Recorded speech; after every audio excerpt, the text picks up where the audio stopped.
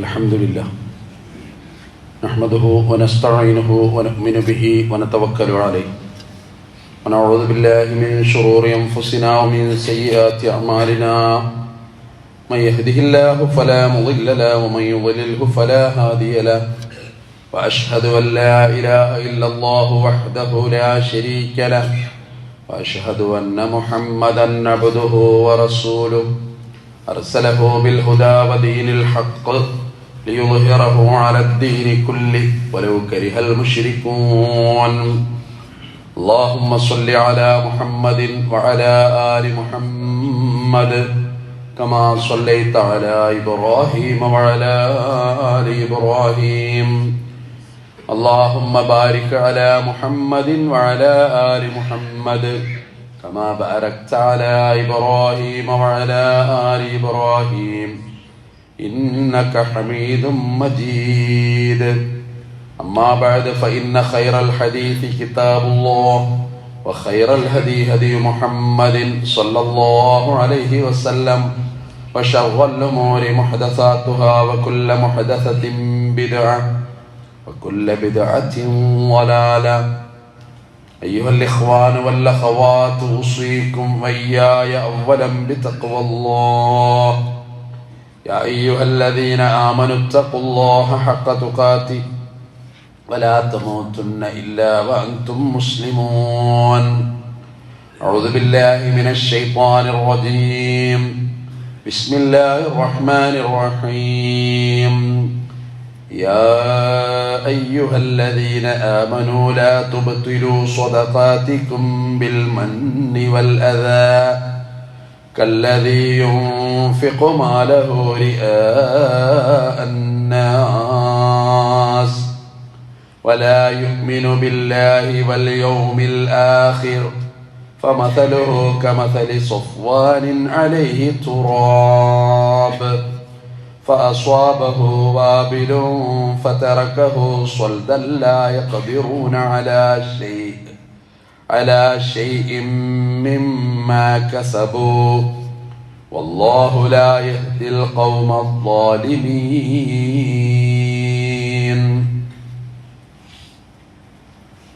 ബഹുമാനികളായ സത്യവിശ്വാസികളെ വിശ്വാസിനികളെ, കാരുണ്യവാനായ പടച്ച റബ്ബിന്റെ വിധിവിലക്കുകൾ ജീവിതത്തിലെമ്പാടും പാലിക്കണമെന്ന് എന്നോടും നിങ്ങളോടും ഓർമ്മപ്പെടുത്തുന്നു, വസിയത്ത് ചെയ്യുന്നു.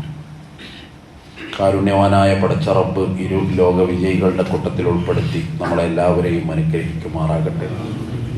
മാരകമായ രോഗങ്ങളിൽ നിന്ന്, പെട്ടെന്നുള്ള മരണങ്ങളിൽ നിന്നൊക്കെ അള്ളാഹു നമ്മളെ കാത്തു രക്ഷിക്കുമാറാകട്ടെ.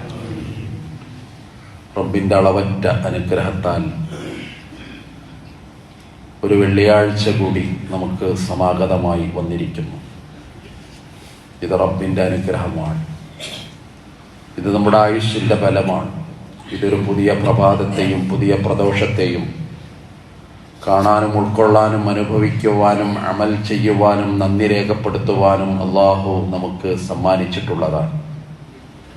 ഹ്രസ്വമായ ഒരു ജീവിതത്തിൻ്റെ കാലയളവിലാണ് ഈ ഭൂമിയിൽ നമ്മളൊക്കെ ജീവിക്കുന്നത് എന്ന് നമുക്കറിയാം. നമുക്ക് നിശ്ചയിക്കപ്പെട്ട ഒരു സമയം വരുമ്പോൾ നമ്മൾ ഇവിടുന്ന് കടന്നു പോകണം. അത് നമ്മുടെ തീരുമാനമല്ല, നമ്മെ പടച്ച റബ്ബിൻ്റെ തീരുമാനമാണ്. എപ്പോഴാണത് എന്ന് നമുക്ക് നിശ്ചയമില്ല. അത് തീരുമാനിച്ച ഒരേ ഒരുത്തനുണ്ട്, അത് അവന് മാത്രം അറിയുന്നവനാണ്.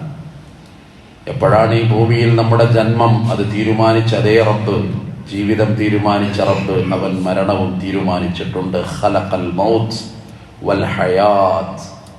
നിങ്ങൾക്ക് ജീവിതം പടച്ചവൻ, അവൻ തന്നെ നിങ്ങൾക്ക് മരണവും പടച്ചു എന്ന് പരിശുദ്ധ ഖുർആൻ പറയുന്നുണ്ട്. അതുകൊണ്ട് തന്നെ അള്ളാഹിനെ സംബന്ധിച്ചിടത്തോളം, വിശ്വാസികളെ സംബന്ധിച്ചിടത്തോളം റബ്ബിന്റെ പരിഗണന എന്ന് പറയുന്നത് വളരെ പ്രധാനമായൊരു സംഗതിയാണ്. ദുനിയാവിൽ തന്നെ പരിഗണിക്കുക എന്നുള്ളതൊരു മനുഷ്യന് വിഷയമാണ്. വാർദ്ധക്യത്തെ പരിഗണിക്കണം, അല്ലെങ്കിൽ അവരുടെ മനസ്സ് നോവും. മാതൃത്വത്തെ പരിഗണിക്കണം, അല്ലെങ്കിൽ അവരുടെ ഹൃദയം പടയും. പിതാവിനെ പരിഗണിക്കേണ്ടടുത്ത് പരിഗണിക്കണം, അല്ലെങ്കിൽ ഒരു ജീവിതം മുഴുവൻ നമുക്ക് വേണ്ടി ഉരുകിത്തീർന്ന് മുതുകൊടിഞ്ഞു പോയ ആ മനുഷ്യന്റെ നെഞ്ചകം പിടയും. അതുകൊണ്ട് തന്നെ പരിഗണന വളരെ പ്രധാനമാണ്. അതിൻ്റെ മറുവശമാണ് അവഗണന. അത് അസ്വസ്ഥമാണ്, അത് ദുഃഖമാണ്, അത് വ്യഥയാണ്, അത് വേദനയാണ്. പുണ്യപ്രവാചകൻ സല്ലല്ലാഹു അലൈഹി വസല്ലമയുടെ സദസ്സിലേക്ക് ഉമ്മു മക്തൂം വരുന്നൊരു രംഗമുണ്ട്. അബ്ദുല്ലാഹ് ബിൻ ഉമ്മു മക്തൂം റളിയല്ലാഹു അൻഹു സ്വഹാബിയാണ്, അന്ധനാണ്. വന്നപ്പോ ഉമ്മു മക്തൂമിനെ വേണ്ട വിധം ഗൗനിച്ചില്ല എന്ന് ഉമ്മു മക്തൂമിന് തോന്നി. ഇവിടുത്തെ പ്രമാണിമാരുമായി സംസാരിക്കുന്ന പ്രവാചകൻ സല്ലല്ലാഹു അലൈഹി വസല്ലം അതിനിടയിൽ ഉമ്മു മക്തൂമിന്റെ സലാം ഗൗനിക്കാത്തത് പോലെ, ഇപ്പൊ എന്തിനാ ഉമ്മു മക്തൂം ഇവിടെ വന്നത് എന്ന് തോന്നിയ പോലെ, ഈ നാട്ടിലെ നേതാക്കന്മാർ ഇവര് ദീനിൽ വന്നാൽ ഈ നാട് നന്നായി എന്ന ഉത്കടമായ അഭിവാഞ്ചയോടെ പ്രവാചകൻ സല്ലല്ലാഹു അലൈഹി വസല്ലമയുടെ പ്രബോധനത്തിന്റെ രാവ് പകലുകളുടെ സന്ദർഭമാണ്. പക്ഷെ ഉമ്മു മക്തൂമിന്റെ മനം നൊന്തു. ഞാൻ വന്നപ്പോ എന്നെ എൻ്റെ നബി പരിഗണിച്ചില്ല, എൻ്റെ നബി എന്നെ അവഗണിച്ചു. വിഷമത്തോടെ ഉമ്മു മക്തൂം തിരിഞ്ഞു നടന്നു. ആ വേദന അല്ലാഹുവിന്റെ അർശിലേക്ക് കയറിയതുപോലെ അടുത്ത നിമിഷം ജിബ്രീൽ വന്നു. ആയത്ത് അബസ വതവല്ല അൻ ജാഅഹുൽ അഹ്മാ. അന്ധൻ വന്നപ്പോൾ നിങ്ങൾ നെറ്റി ചുളിച്ചു, നിങ്ങൾ മുഖം തിരിച്ചു. വമാ യുദ്രീക ലഅല്ലഹു യസ്സക്ക. ആരാണ് സന്മാർഗം പ്രാപിക്കുന്നതെന്ന് താങ്കൾ എന്തറിഞ്ഞു? 13 ആയത്തുകൾ ഉമ്മു മക്തൂമിന് വേണ്ടി പരിശുദ്ധ ഖുർആൻ എന്നും അത് പാരായണം ചെയ്യുമ്പോ അതിന്റെ മഴ ഓർക്കുമ്പോ, ആ ചരിത്രം ഓർക്കുമ്പോ പെട്ടെന്ന് നെഞ്ച് പടയുന്ന പോലെ ഒരന്ധനായ മനുഷ്യന് ദീന് കൊടുക്കേണ്ട പരിഗണന പ്രധാനമാണ്. അതുകൊണ്ടാണ് പരലോകത്തെ പറ്റി പറയുമ്പോഴൊക്കെ പറയും, അവിടെ സുഹൃതം ചെയ്ത മനുഷ്യന്മാർ, വിശ്വാസം ഉള്ള ആളുകൾ,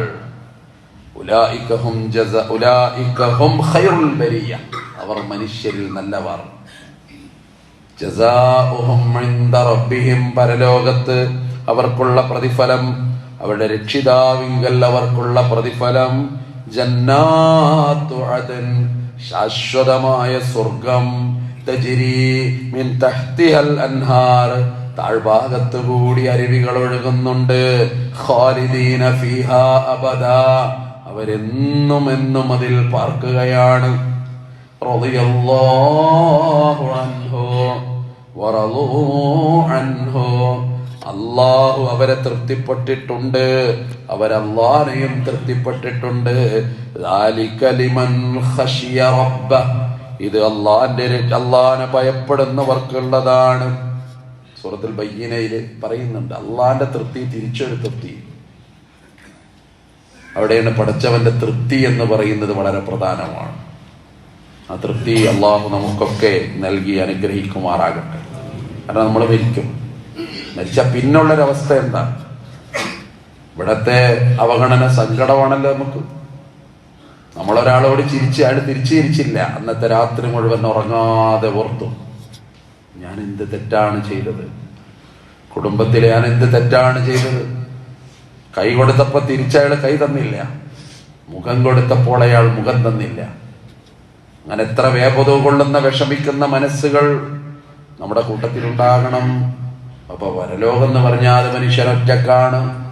അവിടെ സംരക്ഷിക്കാനും അവിടെ ഗുണം ചെയ്യാനും അല്ലാഹുവിന്റെ തൃപ്തിയല്ലാതെ മറ്റൊന്നുമില്ല. അവിടെ പടച്ചോന്റെ ഒരു കാവലുണ്ടാകണം, അള്ളാഹിന്റെ പരിഗണനയുണ്ടാകണം. അബൂദർ റളിയല്ലാഹു അൻഹുവിൽ നിന്നുള്ള തുർമുദി ഉദ്ധരിക്കുന്ന ദീർഘമായൊരു ഹദീസിന്റെ ഭാഗം, 3 വിഭാഗം ആളുകളെ അള്ളാഹു പരിഗണിക്കുന്നില്ല പരലോകത്ത്. അവർ വല്ലാത്ത ഹതഭാഗ്യന്മാരാണ്, അവരെ അള്ളാഹു അവഗണിക്കുന്നു. عن أبي ذر عن النبي صلى الله عليه وسلم قال ثلاثة لا ينظر الله إليهم, അള്ളാഹു അവരെ നോക്കൂല യൗമൽ ഖിയാമ, പരലോകത്ത്. അതൊരു പ്രയോഗമാണ്, നോക്കുന്നല്ല, അത്രമേൽ അവഗണിച്ചു. ലാ യൻദുറുല്ലാഹു ഇലൈഹിം യൗമൽ ഖിയാമ വലാ യുസക്കീഹിം, അവർക്ക് തസ്കിയത്ത് കിട്ടൂല, അവർക്ക് സംസ്കരണമല്ല, അവർ നേരാകാൻ പോണില്ല. ഒരു ഖുർആന്റെ വിളി അവരുടെ ഉള്ളിൽ തട്ടുന്നില്ല. പഠിച്ച റബ്ബിലേക്കുള്ളൊരു യാത്രയെക്കുറിച്ച് അവർക്ക് ബോധ്യമുണ്ടായിക്കൊള്ളണമെന്നില്ല. അബദ്ധമായ അലസമായ സഞ്ചാരത്തിന്റെ നിറവിൽ അവരങ്ങനെ കടന്നു പോകുന്നു. വലാ യുസക്കീഹിം, അവർക്കൊരു തസ്കിയത്തും അല്ലാഹു കൊടുക്കൂല. വലഹും അദാബുൻ അലീം, അതിലപ്പുറം അവർക്ക് വേദനയേറിയ ശിക്ഷയുമുണ്ട്. ഖുൽനാ, അപ്പൊ ഞങ്ങൾ ചോദിച്ചു, മൻഹും യാ റസൂലല്ലാഹ് ഫഖദ് ഖാബു വഖസിറു, ആരെക്കുറിച്ചാണ് നബിയെ അങ്ങ് പറഞ്ഞത്? അവര് ഭീകരമായ നഷ്ടത്തിലും അതിസങ്കീർണമായ വിഷമത്തിലുമായ ഈ കൂട്ടർ. ആരാണ് ഈ മൂന്ന് കൂട്ടർ? ഫഖാല, അപ്പൊ റസൂലുള്ളാഹി പറയാണ്, അൽ മന്നാൻ വൽ മുസ്ബിലു ഇസാറഹു വൽ മുൻഫിഖു സിൽഅതഹു ബിൽ ഹൽഫിൽ കാദിബ്. തുർമുദിയുടെ റിപ്പോർട്ടാണ്. ആദ്യം പറയാണ് അൽ മന്നാൻ, കൊടുത്തത് എടുത്തു പറഞ്ഞ് അത് വാങ്ങിയവനെ ബുദ്ധിമുട്ടിക്കുന്നവൻ, അതാണ് മന്നാൻ. കൊടുത്തത് ഇങ്ങനെ എടുത്തു പറയാം, ഞാനാണ് വിസ കൊടുത്തത്, ഞാനാണ് കൊണ്ടുപോയത്, ഞാനാണൊക്കെ ചെയ്തത്, ഇങ്ങനെ പറയാ. അയാൾക്കത് അത്ര ഇഷ്ടമായിക്കൊള്ളുന്നില്ലല്ലോ, അഭിമാനം അയാൾക്കുണ്ടാവുമല്ലോ. മന്നാൻ, അത് ഒന്നാമത്തവരാണ്. ഒരു കൂട്ടരതാണ്. വൽ മുസ്ബിലു ഇസാറഹു, മറ്റൊന്ന് വസ്ത്രം വലിച്ചഴക്കുന്നവനാണ്.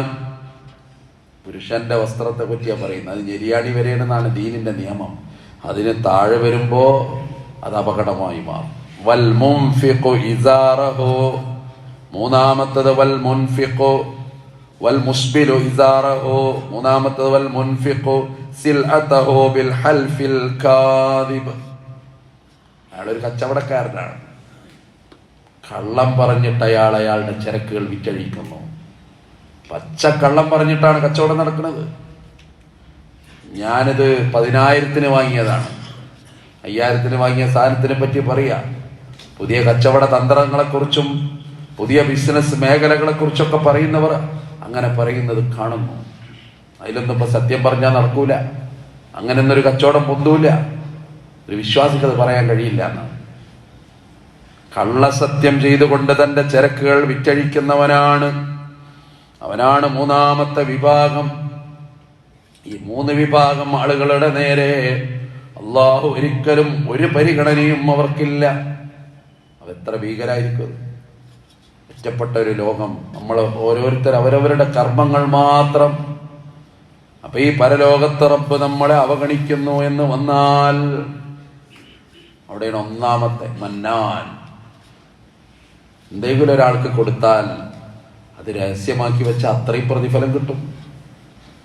സക്കാത്ത് പരസ്യമാക്കണമെന്ന് ഫിഖഹിന്റെ ഉലമാക്കൾ പറഞ്ഞിട്ടുണ്ട്, അതൊരു നാടിന് മാതൃകക്ക് വേണ്ടി. പക്ഷെ അല്ലാത്ത ഒരുപാട് ദാനധർമ്മങ്ങളുണ്ടല്ലോ, അതൊന്നും പരസ്യമാക്കണമെന്നില്ല, അതൊക്കെ വാട്സപ്പിൽ വിട്ടുകൊള്ളണമെന്നില്ല, അതൊക്കെ ഫോട്ടോ എടുത്ത് സ്റ്റാറ്റസ് വെച്ച് കൊള്ളണമെന്നില്ല. അത് മൂടി വെച്ചാൽ എത്ര നല്ലതാണ്. പരലോകത്ത് മഹ്ശറയിൽ ഭീകരമായ ചൂടുള്ള നേരത്തെ പറ്റി പറഞ്ഞു. അന്ന് തണലില്ല. സബഹത്തുൻ, പക്ഷേ 7 വിഭാഗം ആളുകൾക്ക്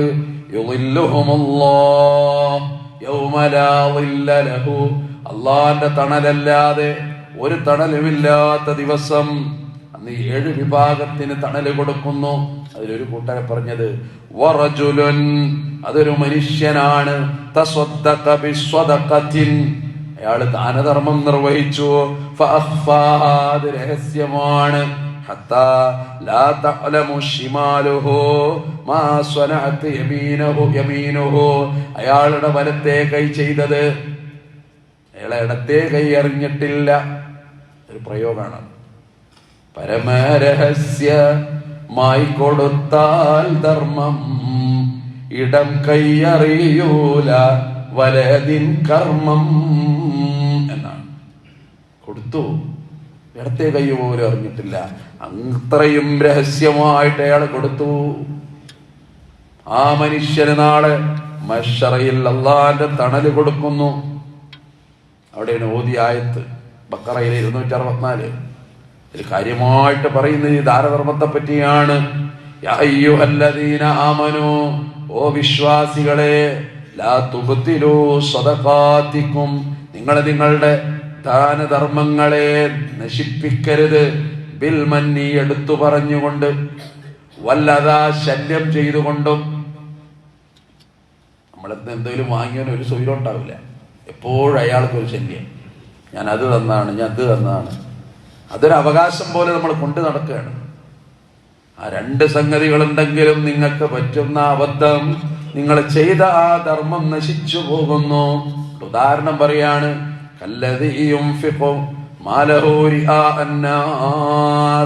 അത് ഒരാളുടെ ഉപമ പോലെ. അയാൾ ജനങ്ങളെ കാണിക്കാൻ വേണ്ടി ദാനധർമ്മം ചെയ്തവനാണ്. വലാ യുമിനു ബില്ലാഹി വൽ യൗമിൽ ആഖിർ, അയാൾക്ക് അല്ലാഹുവിനെ വിശ്വാസമില്ല, അയാൾക്ക് അന്ത്യനാളിലും വിശ്വാസമില്ല.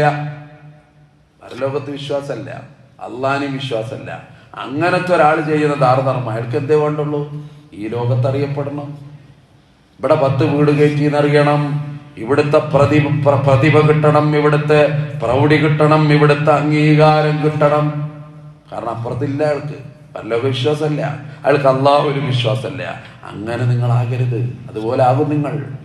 എന്നിട്ട് പിന്നെ പറഞ്ഞു, ഫമസലുഹു കമസലി സ്വഫ്വാൻ, ഉദാഹരണം പറയണം അല്ലാഹ്, ഒരു മിനുസമുള്ള പാറ പോലെ. അലൈഹി തുറാബ്, അതിന്റെ മേല് മണ്ണ്. ഫഅസ്വാബഹു വാബിൽ, പെട്ടെന്നൊരു കനത്ത മഴ വന്നിട്ട പാറക്കല്ലിൽ വീണപ്പോ ഫതറകഹു സ്വൽദാ, അതൊരു മൊട്ടക്കുന്നായി മാറി. തുള്ളി പൊടിഞ്ഞവിടല്ല, ഒക്കെ പോയി, എല്ലാം പോയി. സമാനമാണ്, ലാ യഖദിറൂന അലാ ശൈഇൻ മിമ്മാ കസബൂ, അധ്വാനിച്ചത് ഒന്നും അവിടെ ബാക്കിയില്ല. ലാ യഖദിറൂന അലാ ശൈഇൻ മിമ്മാ കസബൂ വല്ലാഹു ലാ യഹ്ദിൽ ഖൗമൽ ളാലിമീൻ, അക്രമികളായ ആളുകളെ അല്ലാഹു ഹിദായത്തിലാക്കുകയില്ല എന്നാണ് സൂറത്തുൽ ബഖറയിൽ പറയുന്നത്. വിഷയം ഇതാണ്. എന്നിട്ട് അവസാനം പറയണ ഹിദായത്തില്ല, അക്രമികൾക്ക് ഹിദായത്തില്ല. അവിശ്വാസികളെ പോലെ അവരാകരുത്. അള്ളാഹുവിലും അന്ത്യനാളിലും വിശ്വാസമില്ലാത്തവൻ, ജനങ്ങളെ കാണിക്കുവാൻ വേണ്ടി ദാനധർമ്മം ചെയ്തവനെ പോലെ അവനായിക്കൂടാ. അവൻ വിശ്വാസിയാണെങ്കിൽ ഒരിക്കലും കൊടുത്തതെടുത്തു പറഞ്ഞ് മറ്റുള്ളവനെ ഒരിക്കലും അത് വാങ്ങിയവനെ ശല്യം ചെയ്യുന്നില്ല. അതാണ് ഇതിന്റെ പ്രത്യേകത. ആരും അറിയാത്തൊരു ദാനധർമ്മം ഉണ്ട്, അത് അല്ലാഹ് മാത്രമേ അറിയുള്ളൂ.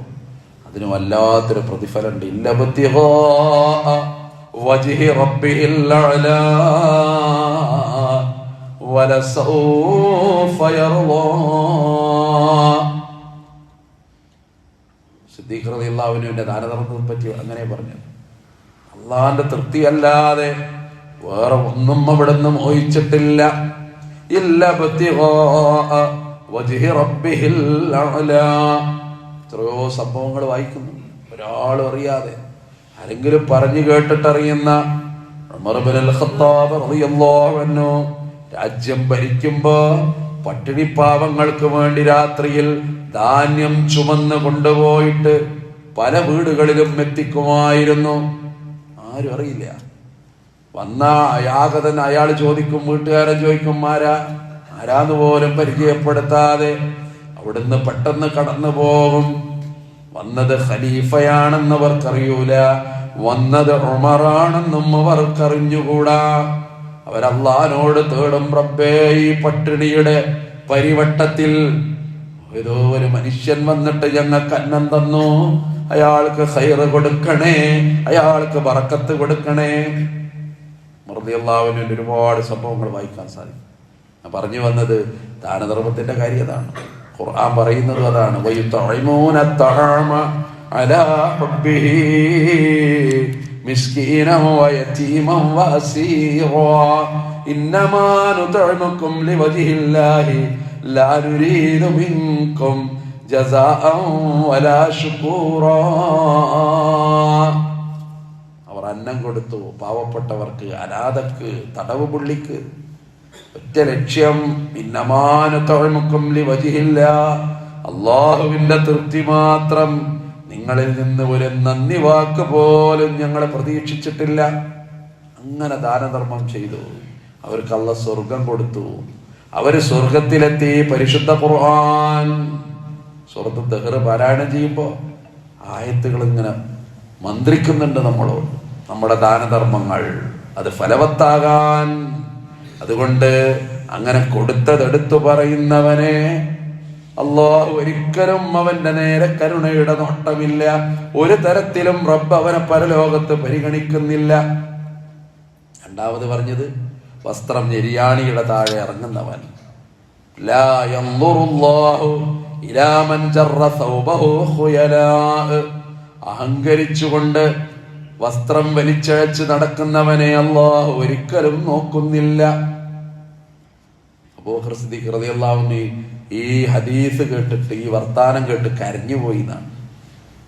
എന്തിനാ കരഞ്ഞത് എന്നറിയോ? റസൂലുള്ളാഹി സ്വല്ലല്ലാഹു അലൈഹി വസല്ലം അടുത്ത് വന്നു. എന്നിട്ട് പറഞ്ഞു, അല്ലാഹുവിന്റെ റസൂലേ, അങ്ങ് പറഞ്ഞ ഈ വാക്ക് എനിക്ക് പേടി തോന്നുന്നു. അറിയാതെ ചിലപ്പോ എന്റെ വസ്ത്രം ഉതിർന്നു വീഴാറുണ്ട്. ഞാൻ അറിയാതെ എന്റെ വസ്ത്രം അരയിൽ നിന്നിങ്ങനെ ഊഴ്ന്നു പോകും. അപ്പോ ഞാൻ അറിയാത്ത വിധത്തിൽ അത് ചിലപ്പോ എന്റെ ഞെരിയാണിക്ക് താഴെ പോകും. അതുകൊണ്ട് എനിക്ക് ഭയം തോന്നുന്നു. കരയരുത് സിദ്ദീഖേ, ഇന്നക ലസ്ത, നിങ്ങളാ കൂട്ടത്തിലല്ല. തസ്നഉ ദാലിക ഖുയലാ, അഹങ്കരിച്ച് നടക്കുന്നവരെ കുറിച്ചാണ് പറഞ്ഞത്. സഹീഹ് ബുഖാരിയിൽ കാണാം. പറഞ്ഞത് അത്രമേൽ അവർ അതിന്റെ ഗൗരവം കണ്ടു എന്നാണ്. ഉമർ റളിയല്ലാഹു അൻഹു വെട്ടേറ്റ് കിടക്കുന്ന രംഗമുണ്ട്. അദ്ദേഹത്തെ വന്നിട്ട് ഒരാൾ ഒരുപാട് സമാധാനിപ്പിക്കുന്നുണ്ട്. അബ്ശിർ യാ അമീറൽ മുഅ്മിനീൻ, ഒരു ചെറുപ്പക്കാരൻ വന്ന് പറഞ്ഞു, അല്ലാഹു നിങ്ങൾക്ക് സന്തോഷം തരും. നിങ്ങൾക്ക് സുവിശേഷം, നിങ്ങൾ നല്ല ഭരണം നടത്തി. നിങ്ങൾ ഭരണത്തിൽ വന്നപ്പോ ഈ നാട്ടിൽ നീതി കാണിച്ചവനാണ്. കുറെ നല്ല വർത്താനം പറയാം. പിന്നെ അയാൾ പോകുമ്പോ ഉമർ റളിയല്ലാഹു അൻഹു കാണുന്നത് അയാളെ വസ്ത്രം ഞെരിയാണിക്ക് താഴെ ഇങ്ങനെ വലിച്ചഴിച്ചത് കണ്ടപ്പോ മരണശയ്യയിൽ വിളിച്ചു, യാ അഖീ യബ്ന അഖീ ഇർഫഅ സൗബക ഫഇന്നഹു അബ്ഖാ ലിസൗബിക വഅത്ഖാ ലിറബ്ബിക. എന്റെ സുഹൃത്തെ, ആ വസ്ത്രം ഒന്ന് ഉയർത്തണം കേട്ടോ. അത് നീ ശ്രദ്ധിക്കണം, അള്ളാഹനെ സൂക്ഷിക്കണം എന്ന് അമീറുൽ മുഅ്മിനീൻ ഉമർ ഇബ്നുൽ ഖത്താബ് റളിയല്ലാഹു അൻഹു. അതാണ് രണ്ടാമത്തെ സംഗതി. മൂന്നാമത്തത് കള്ളസാക്ഷ്യം നടത്തിയിട്ട് ചരക്ക് വിറ്റഴിക്കുന്നവൻ. ഭക്ഷണം എപ്പോഴും ഹലാലാകണം എന്ന ഒരു നിബന്ധന ഈ മതത്തിലുണ്ട്. അന്നാ യുസ്തജാബു ലഹു, എങ്ങനെ അവന് ഉത്തരം കിട്ടാൻ? മത്അമുഹു ഹറാം, അവന്റെ ഭക്ഷണം ഹറാമാണ്. വമശ്റബുഹു ഹറാം, അവൻ കുടിച്ചതും ഹറാമാണ്. വമൽബസുഹു ഹറാം, അവൻ ധരിച്ചതും ഹറാം. എന്നിട്ട് അവൻ പറയുന്നുണ്ട്, യാ റബ്ബ് യാ റബ്ബ് യാ റബ്ബ്. കഅബയുടെ കില്ല പിടിച്ചിട്ടാണ് അവനത് പറയുന്നത്. പക്ഷേ ഫഅന്നാ യുസ്തജാബു ലഹു, അവന് എങ്ങനെ എവിടുന്ന് ഉത്തരം കിട്ടാൻ? ഹലാല് ജീവിതത്തിന്റെ കൂടെ ഉണ്ടാകണം. പ്രത്യേകിച്ച് നമ്മുടെ റിസ്ക്, നമ്മുടെ അന്നം. അതാണ് സഹാബാ വനിതകൾ ഭർത്താക്കന്മാര് തൊഴിലിന് പോകുമ്പോ പറയുമത്രേ, പ്രിയപ്പെട്ടവരെ, നിങ്ങൾ കൊണ്ടുവരുന്ന അന്നം അത് ഹലാലാകണം. ഹറാമ് ഞങ്ങളെ തീറ്റിക്കരുത്. എത്ര രാവും എത്ര പകലും ഞങ്ങൾ പട്ടിണി കിടക്കാം, പക്ഷേ നരകം ഞങ്ങൾക്ക് സഹിക്കാനാവുകയില്ല. അതാണ് തഖ്വ. റിസ്ഖൻ ഹലാലൻ, നല്ല ഭക്ഷണം. അതുകൊണ്ടാണ് ഹസൻ എന്ന പേരക്കുട്ടിയെ ഉമ്മ വെച്ചത് ചരിത്രത്തിൽ വായിച്ചു. മുതുകത്ത് കയറ്റിയതും നമ്മൾ വായിച്ചു. ഫാത്തിമാന്റെ മകനെ, ആലിയുടെ മകനെ, നബിയുടെ പേരക്കിടാവിനെ അള്ളാന്റെ റസൂല് പെരുത്ത് ഇഷ്ടപ്പെട്ടത് നമ്മൾ ഒരുപാട് കേട്ടു, വായിച്ചു. പക്ഷെ ആ കൂട്ടത്തിൽ കേൾക്കേണ്ട ഒരു സംഗതി, ഈത്തപ്പഴം ഇങ്ങനെ കുന്നുകൂട്ടിയിട്ടിട്ടുണ്ടത് സക്കാത്തിന്റെ മുതൽ. അത് പള്ളിയുടെ സമീപത്താണ്. ഈ കുട്ടി അവിടെ ചെന്നിട്ട് അറിയാതെ അത് നിന്നെടുത്ത് ഭക്ഷിച്ചപ്പോൾ അത് കണ്ട പ്രവാചകൻ സല്ലല്ലാഹു അലൈഹി വസല്ലം ഓടി വന്നിട്ട് വായയിൽ കൈയിട്ടിട്ട് കിട്ടിയതെടുക്കുകയും അല്ലാത്തത് ഛർദിപ്പിച്ചു ആ കുഞ്ഞിനെ. ആണ് സൂക്ഷ്മത. ഹറാമ് വയറ്റി പോകരുത് എന്നാണ്. ഈ 3 സംഗതികൾ വളരെ പ്രധാനമാണ്. അതുകൊണ്ട് റബ്ബിന്റെ കാരുണ്യം, റബ്ബിന്റെ തൃപ്തി, റബ്ബിന്റെ പരിഗണന അത് പരലോകത്ത് നമുക്ക് ഉണ്ടാകണം. അതിനുവേണ്ടിയുള്ള പ്രവർത്തനങ്ങൾ ഉണ്ടാകണം. അള്ളാഹു നമ്മളെ അവഗണിക്കുന്നവരുടെ കൂട്ടത്തിൽ നിന്ന് നമുക്ക് രക്ഷപ്പെടാൻ കഴിയണം. റബ്ബ് സുബ്ഹാനഹു വ തആല നമ്മളെല്ലാവരെയും പരലോകത്ത് റബ്ബ് പരിഗണിക്കുന്നവരുടെ കൂട്ടത്തിലാക്കി തന്ന് അനുഗ്രഹിക്കുമാറാകട്ടെ.